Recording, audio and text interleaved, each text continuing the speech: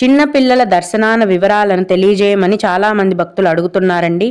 12 లోపు వయస్సు ఉన్న పిల్లలకు ఎటువంటి దర్శనం టికెట్లు కూడా అవసరం లేదండి. నేరుగా మీతో పాటు దర్శనానికి తీసుకొని వెళ్ళొచ్చు.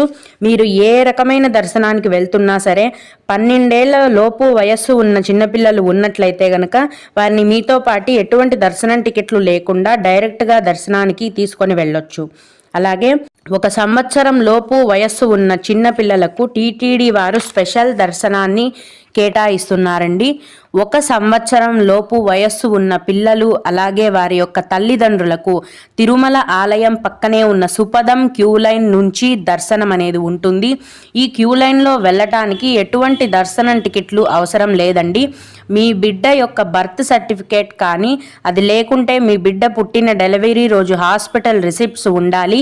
అలాగే తల్లిదండ్రుల యొక్క ఆధార్ కార్డులు అనేవి ఖచ్చితంగా